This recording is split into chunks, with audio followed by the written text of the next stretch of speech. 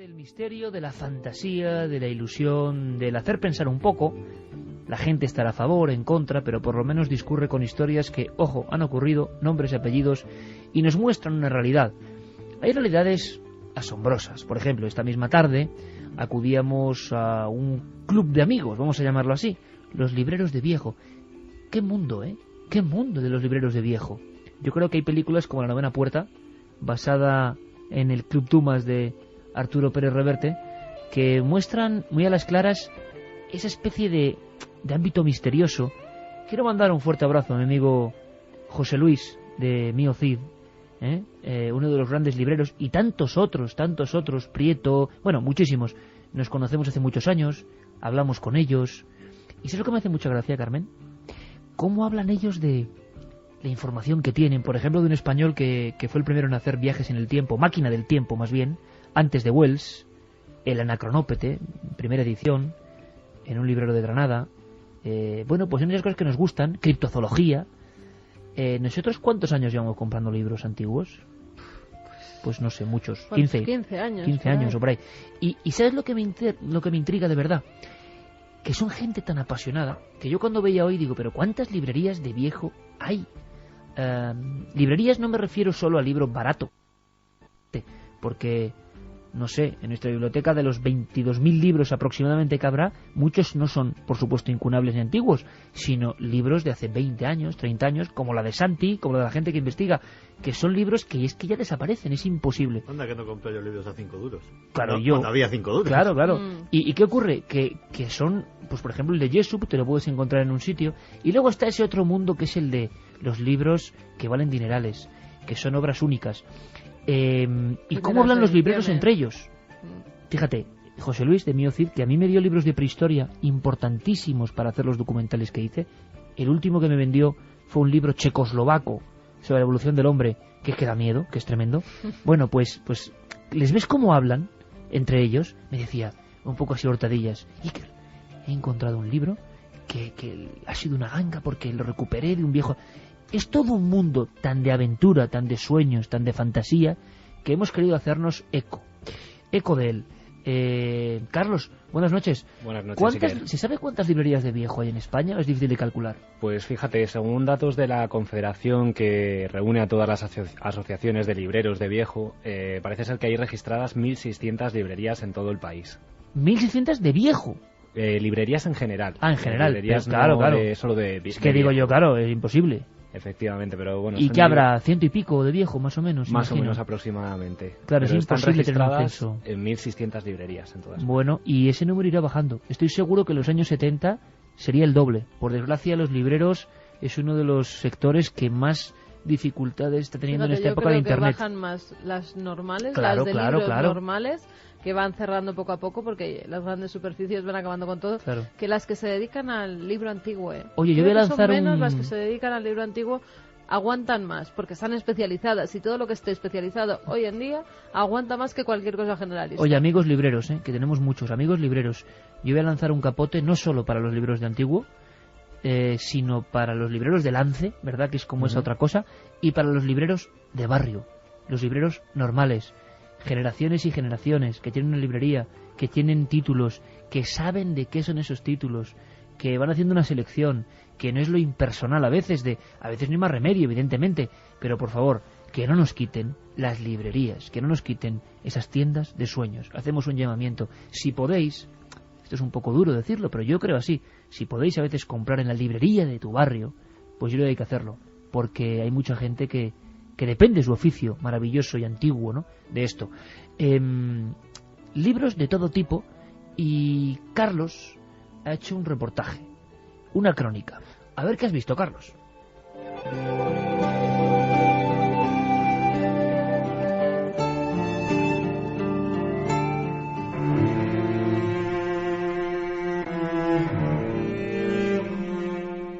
Las 9 puertas del reino de las sombras. Ya lo conocía. Sí, Venecia 1666. El autor e impresor Aristide Torquia fue quemado por la Inquisición, junto con todas sus obras. Solo se salvaron 3 ejemplares. 1. Los catálogos hablan de 3 ejemplares que sobreviven en colecciones particulares: Fargas, Kessler y Telfer. Es cierto, conoce su trabajo, pero no obstante se equivoca. Según mis propias investigaciones, solo uno es auténtico. Pues se conocen 3. Búsquedas interminables de valiosos ejemplares, extrañas casualidades en su tasación, manuscritos que terminan por convertirse en verdaderas obras de arte. Así es el complicado mundo de los libros y de los libreros de viejo, una curiosa relación que puede comenzar de las maneras más insospechadas. Una colección impresionante. La mayoría de las ediciones son muy antiguas. ¿Seguro que quiere venderlo todo? A mi padre ya no le son de ninguna utilidad. Sobre todo desde que está así. Su biblioteca era todo su mundo y ahora es solo un doloroso recuerdo. Terriblemente doloroso. Una biblioteca que hay que dividir entre varios herederos. Alguien que quiere pagarle los impuestos de Hacienda con una dación en pago, que a veces sucede, ¿no? Cuando las minutas de Hacienda son grandes, pues si hay libros puede ser una posibilidad hacer una donación y pagar con ellos. Hay muchas causas judiciales en las que es precisa la intervención de un perito en libros o en manuscritos. Según la Confederación Española de Gremios y Asociaciones de Libreros, son 1.600 las librerías registradas en todo nuestro país, una diminuta cifra si la comparamos con la gran cantidad de temáticas que pasan diariamente por las manos de estos profesionales de las antigüedades. Escuchamos a Nacho Asín de la librería Luces de Bohemia de Zaragoza y a Felipe Martínez de la librería El Camino de Santiago, de León. Manuscritos medievales en los cuales ha participado el pendolista escribiendo, un decorador haciéndole orlas, un pintor haciendo las escenas religiosas, y es muy bueno, vamos, son libros muy bonitos y preciados. Una de ellas es una obra sobre la alquimia, la búsqueda humana eterna que corresponde a nuestra tradición cristiana, y también tengo un libro de exorcismos contra langostas, contra gusanos, contra todo tipo de animales perniciosos, y otra obra más que es la mítica, el mítico Maleus Maleficarum, el martillo de herejes. Pero ¿de qué depende el valor de un libro? ¿Importa más lo económico, la temática o la calidad artística?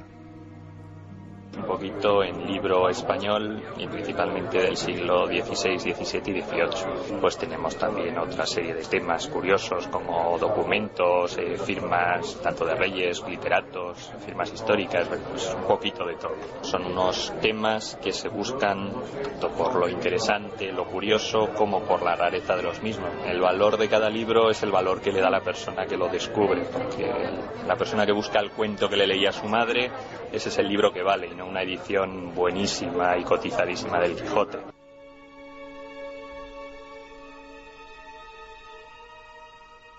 He destacado 1 o 2 volúmenes que merecen una atención especial. Este Persiles, por ejemplo, es importante. Yo me quedaría con él. Nunca perderá su valor. Es una buena inversión. ¿Es valioso? Muy valioso. En cuanto a este Hipnerotomaquia di Polífilo de Colonna, Venecia, de 1545... creo que podría encontrarles un comprador. Pero yo no vendería el resto por menos de 500.000 bajo ninguna circunstancia. Y es que, como podemos comprobar, en muchas ocasiones las vivencias y personajes que han participado en la creación de un libro se convierten en los verdaderos protagonistas de todos sus secretos. Me lo entregó en depósito para que yo me encomendó la venta. Y era un librito religioso con grabados. Pues al revisarlo para ponerle precio, me di cuenta de que uno de los grabados estaba, en vez de estar estampado, estaba superpuesto, ¿no? Estaba pegado en una página. Bueno, me fijé un poquito más y estaba el monograma de Durero y resultó ser un grabadito perteneciente a la serie de la Pasión Menor, una de las impresiones de época hecha en vida de Alberto Durero en su taller. Y bueno, pues el librito pasó de tener un valor bibliográfico y económico alto a tenerlo más alto. Los de ciencias ocultas, ¿qué le parecen? No está mal. No, nada mal. 10 son ejemplares rarísimos. Vea. El Dictionnaire Infernal de Desplancy, primera edición de 1844. Leonardo Fioravanti y su Compendio de Secreti de 1571.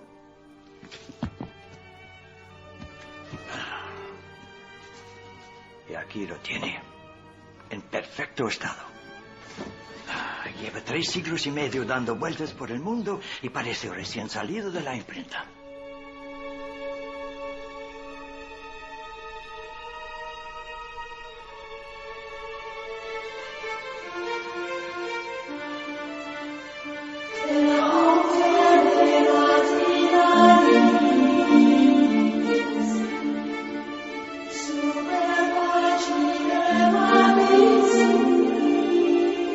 Yo le voy a regalar a mi amigo Geray uno muy antiguo que se llama Tratado de Telepatía. Él ya sabe por qué lo digo. Vienen algunos amigos aquí, a veces, ¿no? Compañeros técnicos, como hoy que han estado compañeros de Huesca, para ver un poco cómo hacemos la técnica de este programa. Y de jolín, no tenéis guión. Bueno, eso es evidente. No, ¿cómo os comunicáis con Geray? Yo digo, Telepatía. Telepatía.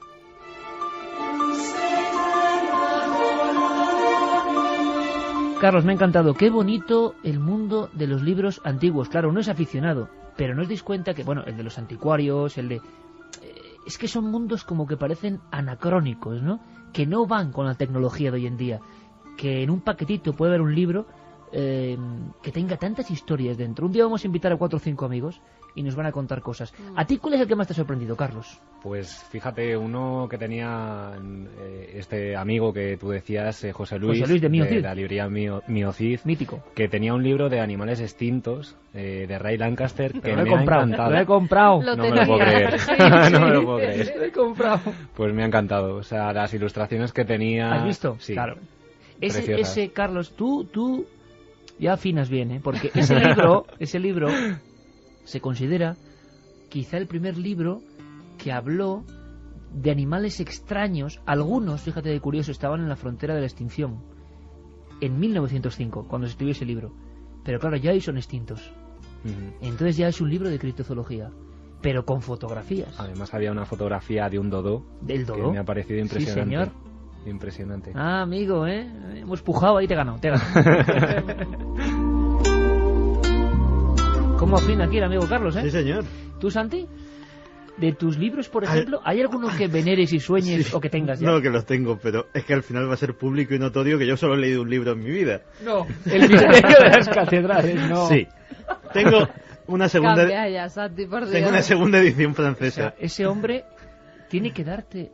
Si es una dimensión extraña, ese mismo hombre tiene que darte un premio. Pero ese libro tiene una historia en concreto. Es una segunda edición de 1957, su valor bibliográfico no es muy grande, porque la primera es de 1926, básicamente. Se tomaron su tiempo en hacer esa segunda edición, pero lo encontré, pasó como con el libro de Jesús, lo encontré anotado. Y la persona que lo había anotado, que tuve que desentrañar su caligrafía y además... Es que eso pasa a veces, ¿verdad? Y además en francés, que yo no es precisamente el idioma que mejor me maneje con él.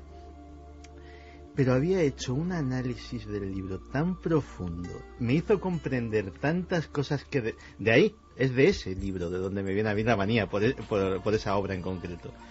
Porque... cada libro especial, cada libro, cada ejemplar. Me hizo comprender tantas sutilezas que a mí se me habían escapado. Y luego, claro, empiezas a fantasear y dices, ¿y por qué ese libro habrá salido de las manos de la persona que hizo estas anotaciones? ¿Y cómo habrá llegado hasta aquí?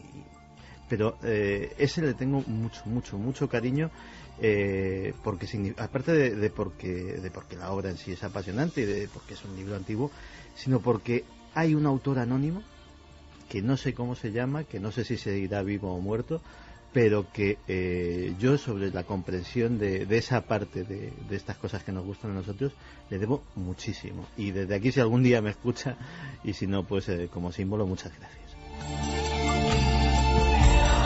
Los códigos insertos en los libros para que alguien los lea, yo recuerdo con mucho cariño, porque lo que decía este librero que ha entrevistado Carlos no es tampoco ya el catálogo oficial de lo que vale un libro en concreto, que fíjate ese con el monograma de Durero, ¿no? Ni más ni menos, uno de los más grandes y misteriosos pintores de todos los tiempos.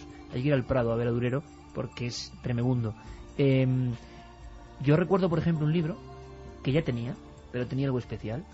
Uno de tantas casetas, cuando se reúnen, por ejemplo, ahí en el Retiro, en Recoletos, perdón, y era Alerta OVNI. Antonio José Ales. Antonio José Ales, sí. Pero cuando lo abrí en casa, algo me obligó a comprarlo. Yo ya lo tenía. Venía para Antonio Rivera, de su querido amigo Antonio José Ales, en recuerdo de una noche que hizo historia. Firmado Antonio José Ales. Y claro, eso es otra cosa, ¿eh? Es un libro tocado. Y los libros que te encuentras... Y tú cuéntanos, tú no te escapes. Que Yo, el del Martín del Río. El Disquisitorium Magicarum, un libro de los primeros que hubo. Que da miedo ese libro, ¿eh? Sobre magia, exorcismo, supersticiones. Era un manual para perseguir a brujas. Totalmente. Un libro que además me costó años encontrar. A través de internet lo encontré en una librería alemana, que me tuvieron que mandar desde Alemania ese ejemplar porque era el único que había encontrado en todo el mundo. Me dediqué a buscarlo por todas partes porque estaba obsesionada con lo que ponían. Hoy hemos visto uno, pero estaba deteriorado. Sí, estaba muy deteriorado y yo llegué a conseguir 2. No solo uno de Martín del Río, sino 2. Me volví loca buscándolo porque es un autor que me interesa bastante, un libro del siglo XVII, principios del XVII. Y ha recuperado muy bien Carlos cortes de esa película, La novena puerta, y ahí hablaban una biblioteca inmensa y decía Ars Diabólica. Los libros, por ejemplo, sobre el ocultismo diabólico están absolutamente perseguidos. Totalmente. Hay temas... En cuanto sale uno, al día siguiente está vendido. Hay temas que interesan muchísimo, pues porque son tratados muy interesantes, no solamente porque hablan de demonios, sino por las creencias que se tenían en la época y cómo actuaba la Iglesia en contra de esas creencias. ¿Ha llegado algún libro? Nuestros oyentes, me interesa esto, ¿eh? Han porque llegado hay emoción. Muchos libros. ¿Ah, sí? Mira. Oye, cómo me gusta, porque yo creo que hay que fomentar esto. Me ha sorprendido porque había gente y es como un mundo tan críptico, ¿no? Tan simbólico. Lola desde Granada nos dice: yo tengo una edición del Hereje de Morris West del año 68, comprado por mi padre, libro pequeñito encuadernado en piel Burdeos, y yo lo llevo leyendo y releyendo desde que tenía 15 años. Eso sería esos libros recurrentes, ¿verdad? Que volvemos a leer una y otra vez. Antonio nos dice: yo tengo Pasaporte Magonia de Jacques Vallée y Mirando a la lejanía del universo de Enrique López Guerrero. Si se lo han leído, que nos llame porque no es fácil leer ese libro, Enrique López Guerrero. La joya de mi biblioteca es El oro de los dioses de Däniken, en su primera edición. O sea que tiene mi edad por 3. Y encontrado por casualidad, nos dice Nono. Sí, señor, esa portada de Fontana Fantástica de Martínez Roca. David de Elche, sin duda me costó encontrarlo, pero me ha marcado su lectura. Un saludo, equipo. Otro Däniken, curioso, ¿eh, Santi? Yo tengo un ejemplar del Satiricón de principios del 19. Me encantaría tener una primera edición de It. Mira, It. Pues que busque librerías de viejo porque seguro que hay. Qué coincidencia, les escribí hace rato que tengo un incunable de 1991 que habla sobre el origen chino de los olmecas. El autor es L. González Calderón, está profusamente ilustrado. Carlos desde México. Luego hay rarezas de uniones de temas y de cosas. Un día, yo con Javier Sierra tengo muchas reuniones de esto y me río mucho con él, porque a veces decimos las portadas más horribles, pero que no podemos decirlo en antena. Más bizarras, digo yo. Pero un día hay una de Pedro Guirao, años 70, sí, que sale un extraterrestre, pero un extraterrestre como que es toda una llaga a la cara, en un fondo azul pastel, que es impresionante. Esa sin duda está en el top 1 de portadas Álvaro, bizarras. desde Madrid, el libro antiguo que me gustaría tener es el misterioso manuscrito Voynich. Hombre, no está mal ese, Santi. Hombre, solo hay uno, pero está bien. Ya, pero hay facsímiles. Eso sí. Hay facsímiles y muy bien editados. Y muy caritos. Sí, eso sí. Juanra de Valencia dice: tengo en casa un libro de mi suegra que se llama La vida de San Joaquín, en castellano antiguo, con fecha de 1612. Pues amigo, no está nada mal, ¿eh? Tienes una joyita. Buenas noches. El libro que a mí me encantaría tener sería sin duda El cuaderno negro de Campo de Iker. Ismael Pato de Loeches. Bueno, pero tengo como 50 o 60 negros, ¿eh? De los otros tengo 100 y pico. Bueno, pues uno de ellos. Mira, el que tengo aquí. Mira, tal vez algún Lo bueno día... es que yo escribo tan mal que es ilegible, entonces es críptico. Tú déjalos. Es un poco aréjula. A buen recaudo, que tal vez un día los vendamos. La joya de mi librería por el maestro... pero cuando tú ya no estés, ¿qué vas a decir? La joya de mi librería por el maestro que lo escribió y porque me costó encontrarlo es El arte de la cetrería de Félix Rodríguez de la Fuente. Maestro de maestros. Tremendo, ¿eh? Y ahí hay una joya, ¿eh? Ese no lo tengo yo. Sí. Una joya, sin duda. Luego seguimos con más joyas. Me ha gustado mucho vuestra participación. Siempre estáis ahí. Y para algo que es cultura, pero que también es misterio. Los libros. Cómo me gusta que, por ejemplo, en este pequeño reportaje de Carlos, surjan todas estas cuestiones. ¿Cuál es vuestro libro soñado? ¿O cuál tenéis ya? Contadnos. Vamos a hacer la biblioteca virtual aquí de Milenio 3. Vamos con otra cosa rápidamente y luego seguimos con más libros. Porque han pasado cosas. Por ejemplo, algo con el cerebro de Mussolini. Algo con el cerebro de Mussolini que se ha querido subastar. O sea, ya no es grasa humana, sino todo tipo de cosas subasta virtual con un cerebro de Mussolini. ¿Será verdad o será uno de esos hoax? Conectamos con Joan Solés en Italia. Hola a todos. En realidad, solo se conoce la denuncia que ha presentado ante una comisaría de los carabineros la nieta del dictador fascista Alessandra Mussolini, exmodelo de desnudos y hoy diputada del partido de Berlusconi, que ha lamentado este hecho así en la radio italiana. Vendono frammenti di cervello su eBay di mio nonno. Han puesto a la venta en Internet fragmentos del cerebro de mi abuelo. El anuncio de la subasta de tales restos ha sido retirado y la policía italiana investiga ahora quién o quiénes podrían estar detrás de tan macabra venta. ¿Es posible que alguien tenga restos del Duce? El Policlínico de Milán asegura que el material biológico procedente de la autopsia fue destruido. Sin embargo, sí es posible que algunos restos permanezcan en manos privadas. Les contamos por qué, una historia prácticamente desconocida. Qui Radio Milano Liberata. Así anunció Radio Milano Libre la captura y fusilamiento del Duce y de su amante Claretta Petacci por los partisanos el 28 de abril de 1945. Volontari della Libertà si sono impadroniti oggi alle 16 a Giulino di Mezzegre, Como, di Mussolini, della Petacci e di altri gerarchi di minore importanza, giustiziandoli dopo un breve ma regolare proceso. Poco después, sus cuerpos se exhibieron colgados por los pies en Piazza Loreto de la capital lombarda, el mismo lugar del fusilamiento por los fascistas de un grupo de partisanos. Unas horas después se practicaron las autopsias en el Policlínico de Milán y el cuerpo del Duce fue enterrado en secreto en el cementerio mayor en el barrio de Musocco. De madrugada, un grupo de fieles, la escuadra fascista de acción Mussolini, excavó bajo tierra, exhumó el cadáver, lo colocó en una caja de madera y se lo llevó. La policía italiana estuvo durante meses pisando los talones a los ladrones, que optaron por viajar de día con el cadáver a cuestas de una ciudad a otra por el norte de Italia, escapando a su detención.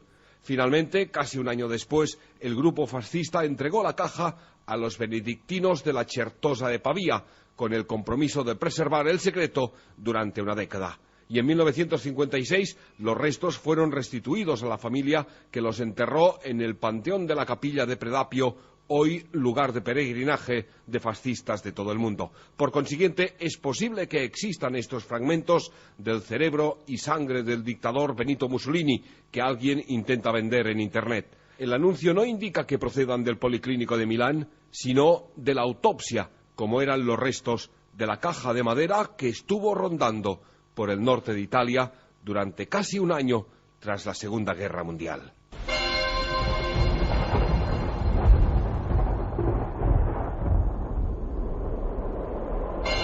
Aquí estamos, en la nave. Un lujo para este equipo contar con gente que lo vive, como Joan Solés, ¿eh? Ese ataúd maldito, un poco parecía, Santi, la historia del ataúd maldito del vampiro, con otro tipo de vampiro, que era Mussolini.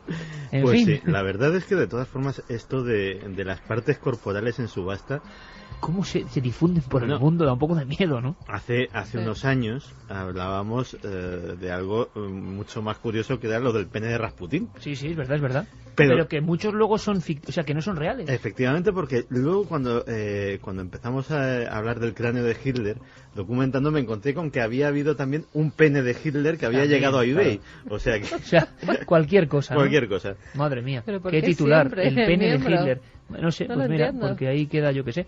Vamos a ver, nosotros tenemos un montón de contenidos. No, y también ha habido en eBay dientes, dedos, pelo. Bueno, de todo, ¿eh? Oye, un día habría que hacer lo que se ha llegado a subastar de cuerpo humano. Uf, es que da mucho asco. Sí, pero es que es tremendo. No, de personas célebres me refiero. Ya, pero es que hace poco un pelo de Elvis valía no sé cuánto, son cosas increíbles. $55.000 creo que se pagaron, o euros, por el guante de Michael Jackson, un guante como con brillantes, pero no eran brillantes, era de bisutería. En fin, estamos todos locos. No, eso lo hacen por inversión, porque luego valdrá. Claro, igual dentro de 30 años, ese claro, lo vuelven a sacar y lo compran por el triple. Cualquier cosa que salga de Marilyn Monroe, por ejemplo, luego en las subastas claro, se lo rifan. Se duplica o triplica. Sí. Oye, ¿qué ha pasado en Lima? Bueno, hay dos cosas. Una tremenda, no hemos podido recabar más datos, pero había unos reporteros compañeros, seguimos investigando sobre los pistacos o los vendedores de grasa del Perú, y había un reportaje esta misma semana que a mí me dejaba helado, y es que un grupo de investigación lograba comprar, pero hay que poner comillas porque hasta que no se compruebe, con cámara oculta, grasa humana en la morgue de Lima. En la morgue de Lima, o sea, de una de las principales ciudades de América, acudían, acordaban una cita, pedían grasa y les daban un botecito que al comprobarlo en el laboratorio decía grasa humana. En fin, pero nos ponemos cósmicos con Jean-Michel Jarre para hablaros de algo que también tiene que ver con Perú. Es que últimamente pasa todo en Perú, no sé si queramos que pase, sino que pasa porque ha habido ovnis, bueno, en Perú y en Argentina. Ha habido varios avistamientos, Perú, Argentina y Chile. En todos ha habido avistamientos de objetos volantes no identificados. Además, los de Chile y los de Perú bastante similares. En Lima, al parecer, se vieron varios objetos volantes. En principio eran 3, hacían como una forma triangular. Entre los 3 empezaban a moverse, eran redondos, de forma blanquecina. Incluso hay filmaciones, gente en la calle. Y fíjate, si quieres escuchamos la descripción de los viandantes que se encuentran ante esos objetos cuando están saliendo de sus trabajos, cuando van al colegio, cuando van a subirse a los autobuses. Y todos mirando al cielo. Lima entera se puso a mirar al cielo. Son como 8 puntos que se desaparecen y aparecen. ¿Ustedes había visto algo así? No. Primera vez que veo esa cosa blanca que veo arriba. Sí, logré ver como se llama 7, en forma de una nave. Al principio eran 4, pero luego se juntaron hasta 8. Y cuando queríamos grabar con mi celular no se llegaba a ver, como que estaba ya muy distorsionado ya. Parecía como si eran ovnis, algo así, eso es lo que estaba diciendo la gente. Y se habla también de globos, me imagino, como ha ocurrido en varias ocasiones. Hasta 7 objetos volantes no identificados que para algunos sí tenían un significado, sí tenían pues un destino, que había sido que durante el día había habido una movilización contra la violencia de género, contra la violencia contra la mujer, y al parecer habían lanzado varios globos. Pero ¿por qué algunos se mantenían estáticos? Ya han salido ufólogos limeños y peruanos diciendo que eso era imposible, que no podía ser.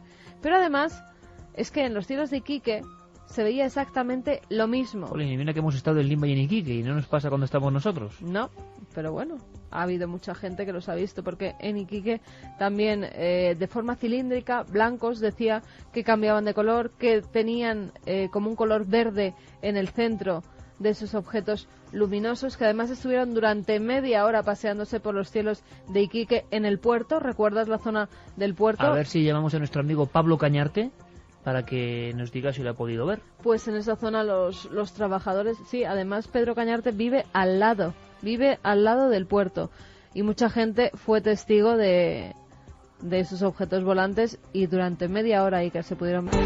Y en Salta, Argentina, un ovni gigantesco y además un elemento que hacía mucho tiempo que no se veía, que es apagón.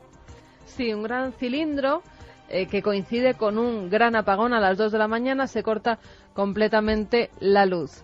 Entonces la gente pues sale para ver qué ha pasado. Los que estaban despiertos se dan cuenta de que hay un gran cilindro que está paseándose por el cielo. Dicen, era una nave gigante, tenía forma de toscano, que no sé qué quiere decir en Argentina toscano, pero lo han traducido como algo con forma de cigarro puro. Eso es. Y por ahora no saben qué es, pero dicen que la zona por donde vieron pasearse ese objeto volante es justo la zona donde se produjo algo que se había quemado, unas turbinas que se habían quemado, justamente por la zona donde los testigos dicen que han visto parado ese objeto volante no identificado. ¿Tendrá que ver el apagón con el avistamiento de los ovnis? Yo creo que es un buen momento que Santi, aunque sea de una forma casi resumida, nos va a hablar de algo que nos prometió. Y para Santiago Camacho lo prometido siempre es deuda. Las noticias que no se dan, que deben darse pero no se dan. Proyecto Censura. Vamos con ello, Santi.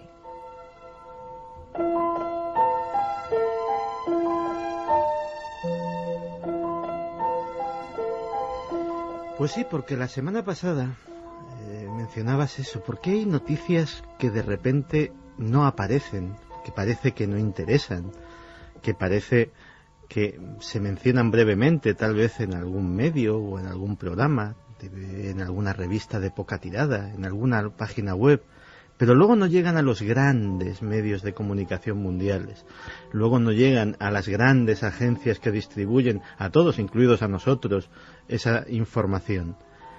Pues precisamente esa misma pregunta se le hicieron hace bastantes años, esto data de 1976, en la Universidad de Sonoma, en Estados Unidos, y alguien tuvo la iniciativa de crear lo que se denomina el Project Censored, o Proyecto Censurado o Censura.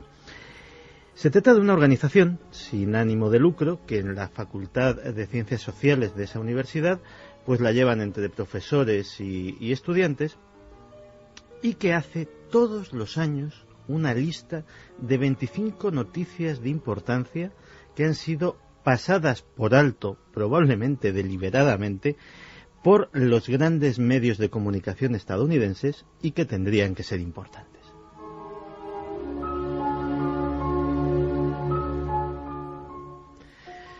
Con esta investigación el grupo lo que pretende lógicamente es abogar por la libertad de prensa en su país. Pero, ¿qué tiene que tener una noticia para ser incluida en este listado, en este ranking? Pues tiene que contener información que la población general tiene derecho y necesidad de conocer, pero a la que tiene un acceso limitado. Implicaciones para un número significativo de residentes en los Estados Unidos de América.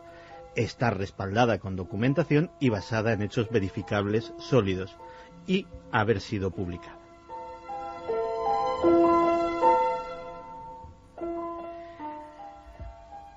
Desde 1993 se publica todos los años un librito de ese top 25 que no solamente lógicamente incluye la lista, sino un análisis detallado de la noticia, incluso de los de años pasados, hacer un seguimiento de cómo ha ido la cosa.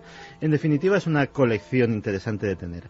Es una organización absolutamente sin ánimo de lucro de ningún tipo, financiada por donaciones particulares de ciudadanos de todo el mundo y algunas empresas que por razones de no hacer publicidad no vamos a mencionar, pero que el que quiera conocerla en la propia página web del proyecto se mencionan.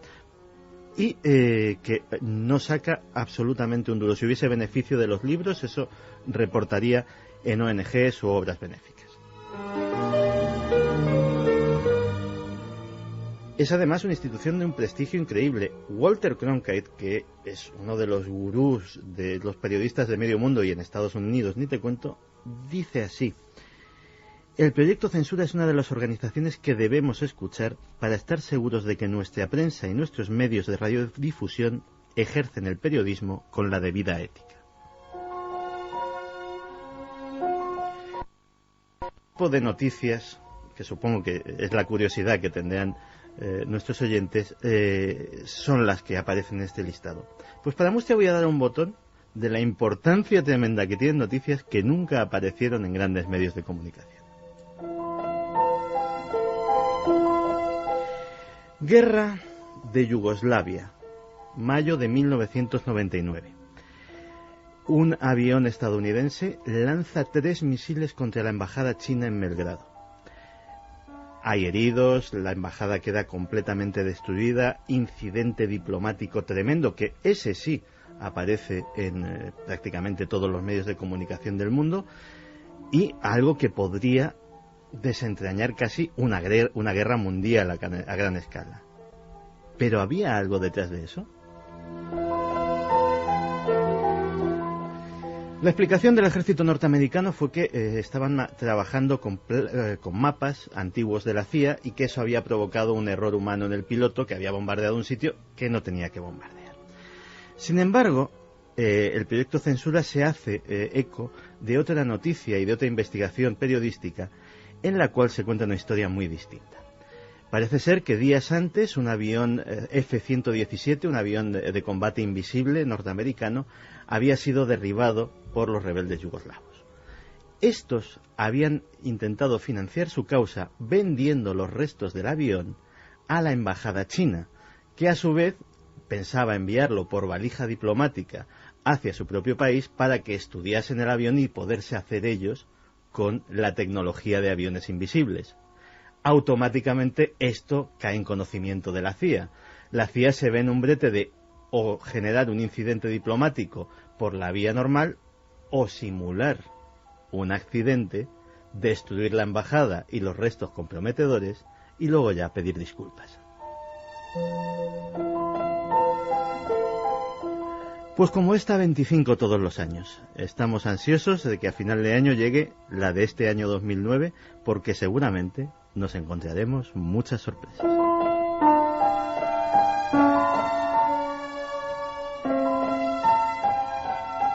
En fin, el proyecto Censura, otra cosa que aprendemos esta noche. ¿Qué os parece si nos damos un viaje fuera de nuestras fronteras? Ya sabéis que nuestro guía es Fermín Agustí, que coge vuelos rapidísimos, muy económicos y de estos que casi no hay ya ni asientos. Va solo Fermín en el avión y se va a Argentina. ¿Y por qué se va a Argentina? Porque hay oyentes que siguen Milenio 3. La acogida en América es algo que nos sobrecoge y nos emociona. Y ya sabéis, si queréis ser corresponsales de Milenio 3 y contarnos desde allí vuestras historias, todos aprendemos, todos salimos ganando. En Argentina, algunas que yo jamás había escuchado. Tiene un poco que ver con los vampiros, en parte, la sangre del gaucho inocente, para hacer milagros, por ejemplo. Curiosísimo, antropología pura. Vámonos a Argentina. El viajero de Milenio 3.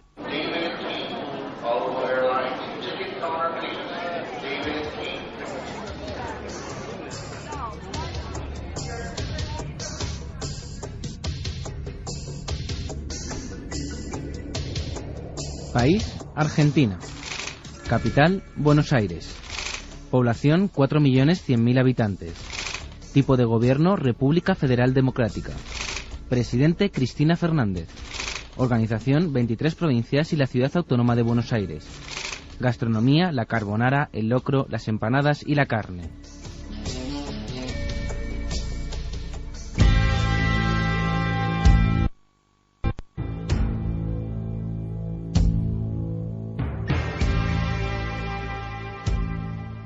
Graciela Barrato es una argentina que nos cuenta dos historias. Una habla del gaucho Gil, un inocente asesinado que hace milagros. Con la muerte que aconteció de un gaucho, 8 de enero, en la zona de Mercedes, Corrientes, y bueno, este era un gaucho que fue fusilado por desertor y cobarde, con el coronel Salazar, y bueno, tiene una historia muy interesante porque luego de eso ha hecho apariciones y ahí ha sucedido algún tipo de milagros que están adjudicados a que la sangre de inocentes servían para hacer milagros, obviamente. Cuando es fusilado, este gaucho les dice que no lo maten porque venía una orden de perdón para que lo liberen, y quien lo va a fusilar no le hace caso, lo degüella, y cuando llega a su domicilio se encuentra que su hijo está muy enfermo, se acuerda de las palabras que le había dicho este gaucho y le pide ayuda para que sane a su hijo porque considera que realmente era verídico lo que él le decía. El niño se cura. Suceden muchas cosas, por ejemplo, donde él muere en una estancia de un hombre muy rico. En algún momento, como la gente dejaba allí velas y dejaba ofrendas, este empresario decide llevarlo al cementerio del pueblo. Empieza a tener muchos problemas económicos, muere uno de sus hijos, él enferma y no le encuentran los motivos por los cuales estaba enfermo, hasta que una señora, una curandera, le dice que en realidad lo que no quiere es que el gauchito Gil lo corran de allí. Otra de las cosas que ha sucedido también es cuando quieren pasar una ruta por esa zona, el asfalto, que trazan una línea recta como para cortar las distancias, y bueno, cuando llegaban allí las máquinas se negaban a avanzar, los operarios no podían trabajar y las tenían que suspender.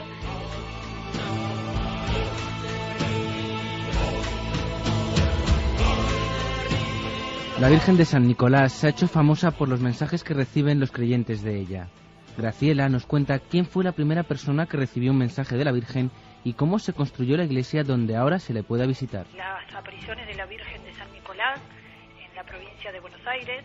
Estas apariciones comenzaron en septiembre de 1983, empiezan a iluminarse rosarios dentro de las casas de las personas, y bueno, y empieza una persona muy sencilla de la zona, la señora se llama Gladys Quiroga de Mota, y empieza a recibir mensajes de la Virgen del Rosario diciendo que hay una imagen de ella hecha en madera que está en la iglesia, en la catedral de la iglesia de San Nicolás. Van a buscar en el campanario de la catedral, encuentran la imagen, y bueno, a medida de que esta señora empieza a recibir los mensajes y que empiezan a encontrar veracidad al respecto, hicieron una catedral, una gran iglesia donde la gente se reúne todos los 25 de septiembre, La imagen esta que habían encontrado tiene más de 100 años, había sido enviada de Roma por León XVIII, quien la había bendecido.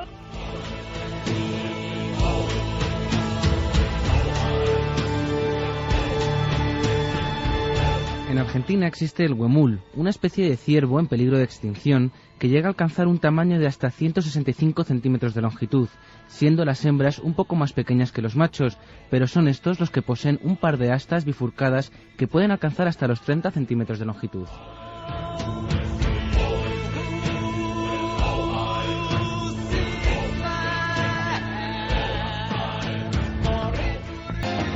Venga, vamos con mensajes, que hay un montón y merece la pena. Muchos libros, Iker. Vamos a ver. Me encanta. Mira, esto es para Santi, directo.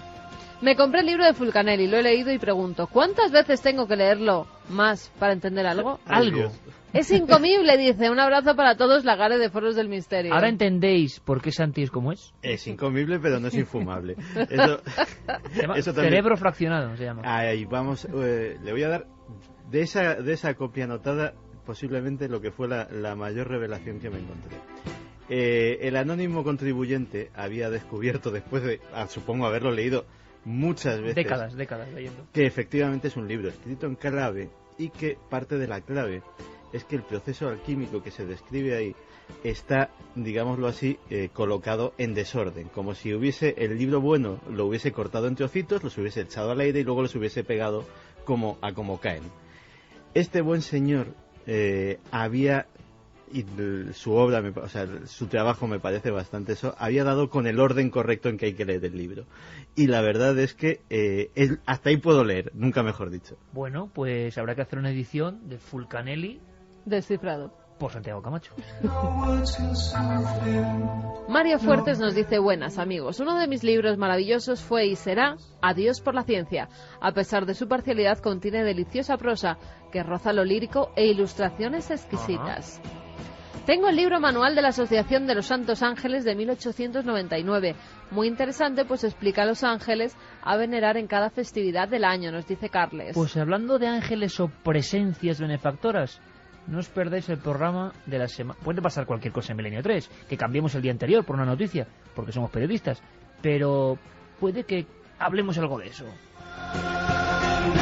Matilde Díaz de León nos dice: bueno, para mí los libros más queridos, uno que mi padre ha leído 1001 vez, de Rampa, creo que se escribe así, un monje que habla sobre el tercer ojo, que todos tenemos y es algo que toda la familia hemos leído, ya que mi madre tiene ciertas habilidades con ese tercer ojo. El fontanero Rampa. Sí, sí. Oye, escribe uno que se llama Surfero Satánico. Sí, escribe alguien que se llama de Soy Estados el Unidos. Surfero Satánico. Os escribo seguidor de Santi, claro. Desde New Jersey. Yo creo un tesoro firmado. Es el original escrito a máquina del libro de Stephen King, Ojos de Fuego, de 1980 y firmado. Mira tú el surfero satánico. Manuscrito a máquina de Stephen. Sí. ¿Cuánto puede valer eso? Mucho, en una subasta muchísimo. Alf nos dice: hace un par de semanas encontré Mística y Misterio de los OVNIs, de J.A. Silva, junto a 300 de psicofonías de Jiménez del Oso, Argumosa y Alés, y un CD de Jiménez del Oso. ¡Qué alegría! Bueno, pues ese librito extrañísimo negro con un ojo dorado de Silva, pues es bien raro. Mística y Misterio de los OVNIs. Bueno, luego otra edición.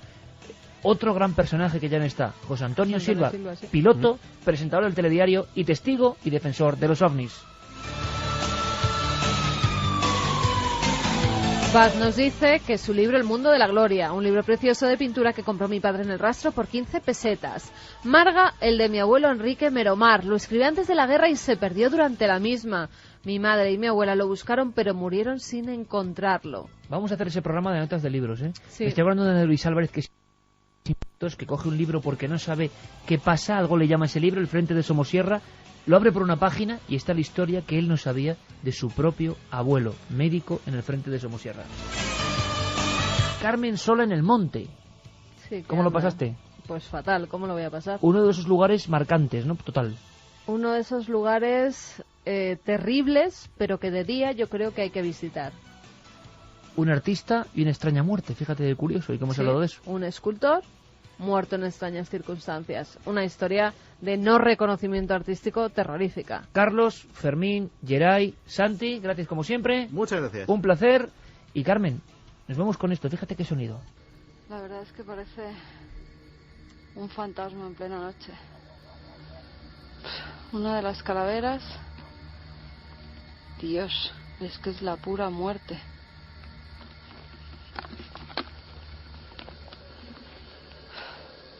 El sitio de por sí da un poco de miedo, pero realmente a mí me da más miedo que venga alguien y me pegue un susto. Pues esto será solo un pequeño aperitivo. ¡Feliz semana, amigos!